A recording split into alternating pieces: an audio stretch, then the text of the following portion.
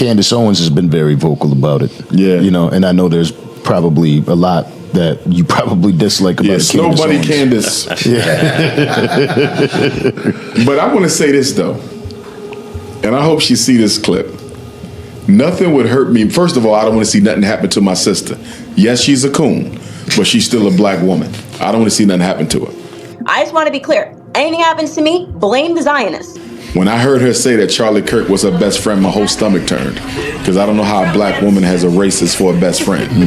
But then again, Barack Obama said President Abraham Lincoln was his hero. He got sworn in on the Abraham Lincoln Bible, and Abraham Lincoln couldn't stand black folks. And during the Civil War, Abraham Lincoln was trying to find another country to send us all to, right? But I would hate to see anything happen to my sister, so I hope she's safe. But I'm disappointed that she could be potentially risking her safety to protect the right-wing conservative agenda. You feel me? You're not risking your safety struggling for black people. You're risking your safety struggling for conservative white people who don't give a damn about black people. That does bother me a little bit. Candace Owens has been very vocal about the assassination of her friend, Charlie Kirk.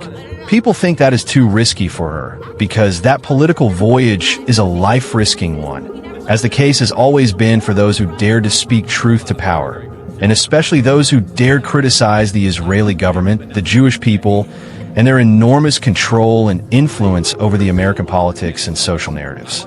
It is on this note that Dr. Umar Johnson, who is in no fun of Candace, has shared a note of caution to her, wondering why she, a black woman, would risk her life and livelihood over the defense of a white conservative man, instead of people of her race, blacks and black Americans.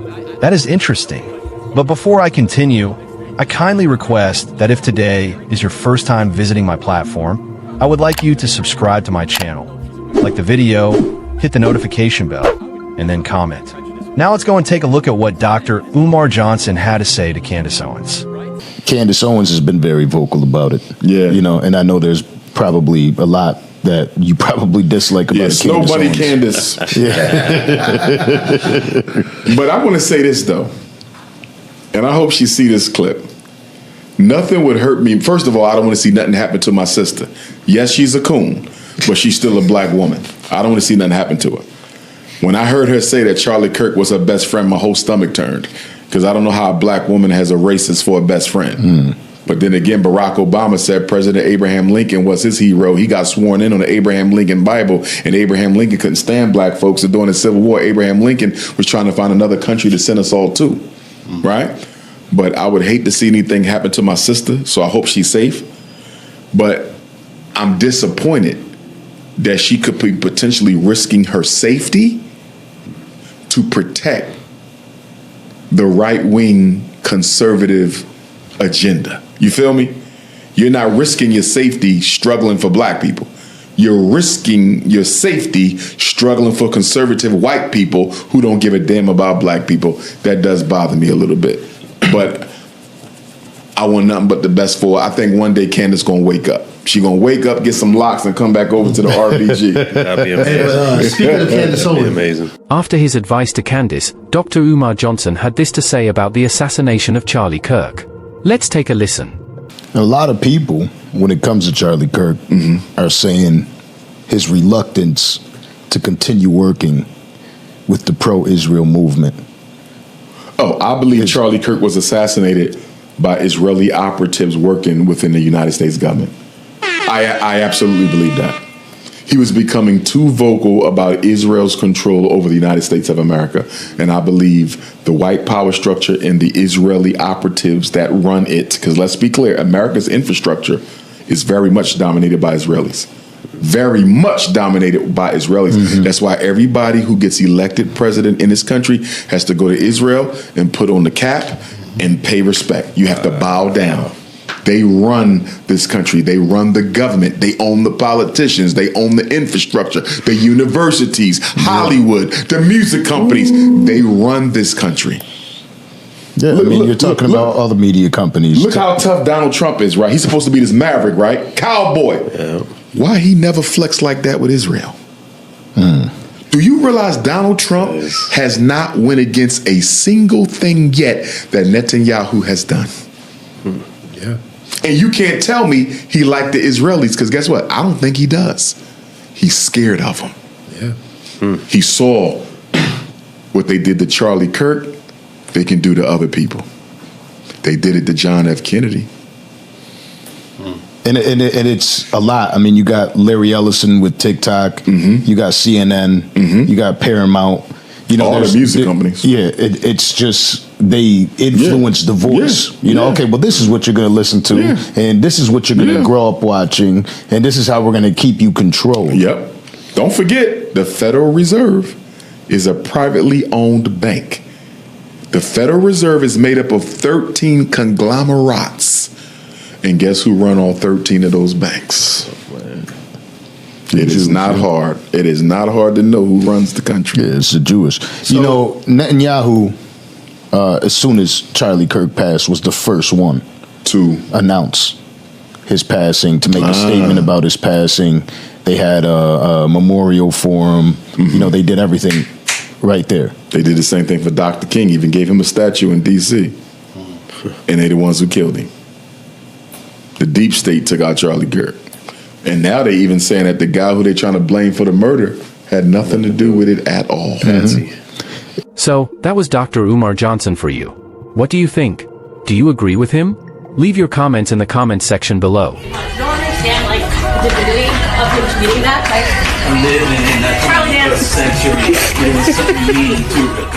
Do you think it's normal, by the way, that basically every person who speaks about Israel has to basically say a statement that's like, you know, I don't want to get killed?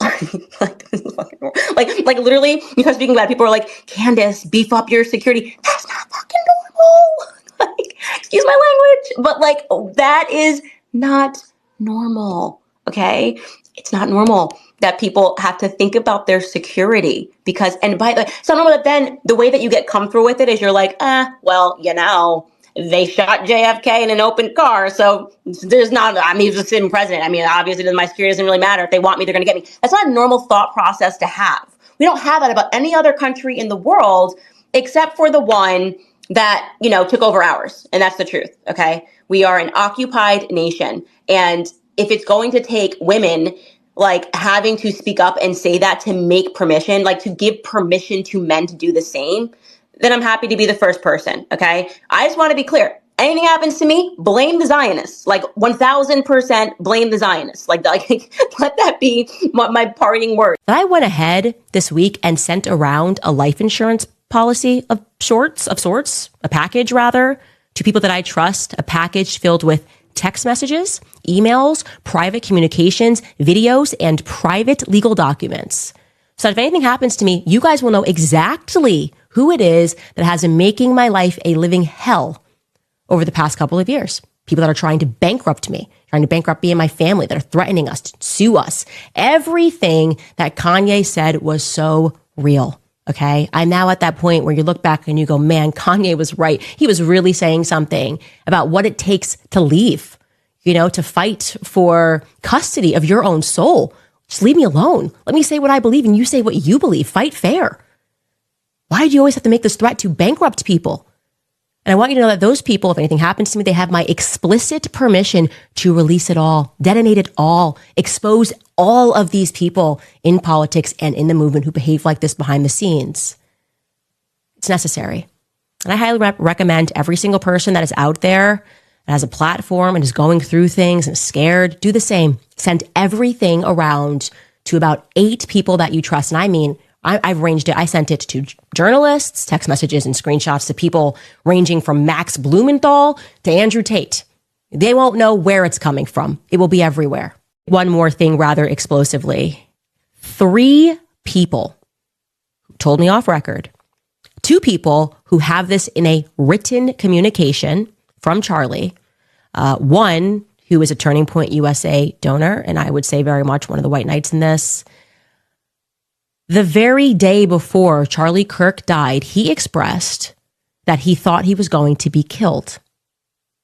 He told these people, I think they're going to kill me. Okay.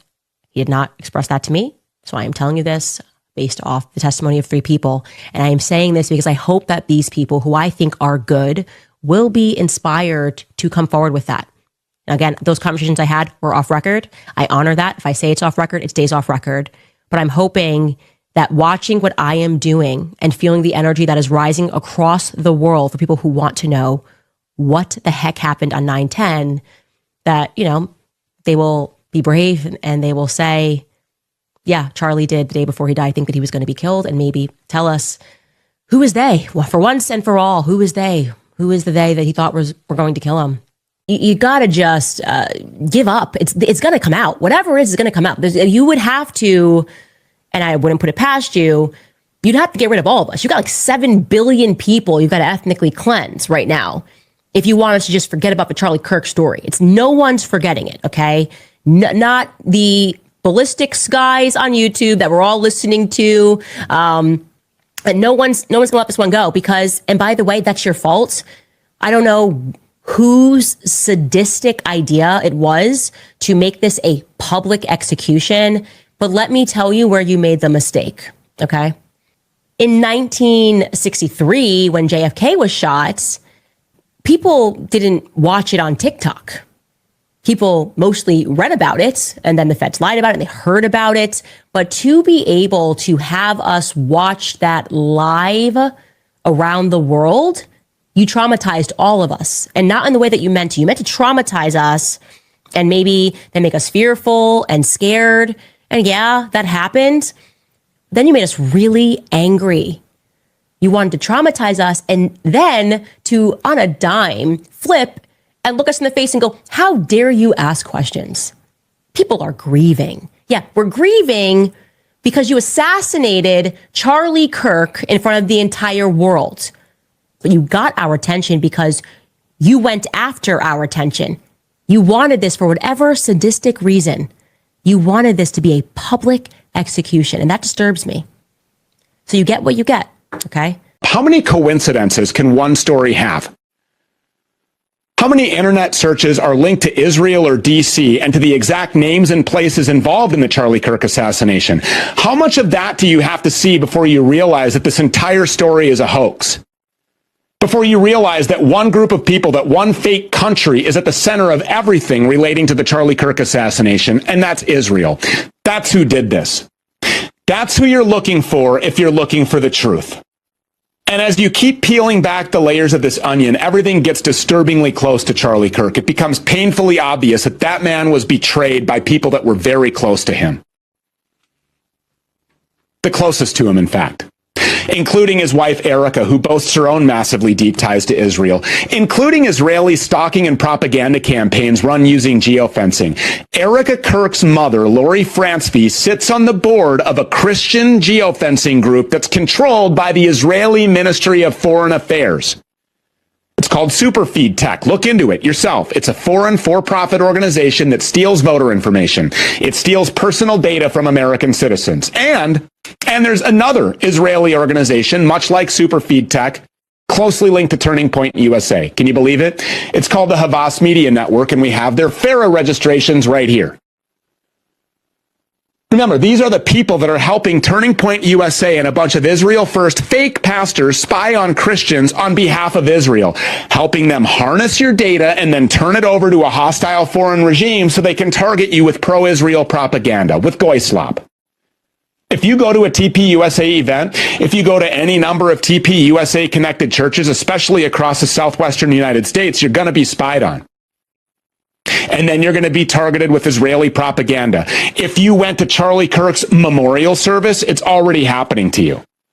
That was one of the biggest honeypot Israeli data mining events in all of world history. And patriotic Americans were goaded into showing up and surrendering their data and their privacy by way of the public assassination of Charlie Kirk. It's disgusting. This should be and is a wake-up call for millions of people, and the fear of that happening is exactly why Israeli-controlled U.S. law enforcement, Israeli-controlled Turning Point USA have gone to such great lengths to hide footage and stifle eyewitness testimony. The idea that Charlie Kirk was assassinated by the left, that's a controlled narrative. It's a type of narrative that's designed to pit Americans against Americans. These and their property, also known as your government, and all of their 7,000 shekel influencers, they want you to believe their narrative. And this is true among even so-called truth seekers. There's been an embargo on this microphone story. They don't want to talk about it. Down beneath those who blindly support Israel is religion. That is why they quote the Bible in the defense of their blind support for Israeli genocidal actions on the people of Gaza. Down beneath those that blindly support the Islamic brutality across the globe is religion as well. It seems to me that belief or faith is the most important thing on earth. In fact, what rules the world is not politics or nuclear bombs. What actually rules the world is belief or faith, because everything else emanates from that.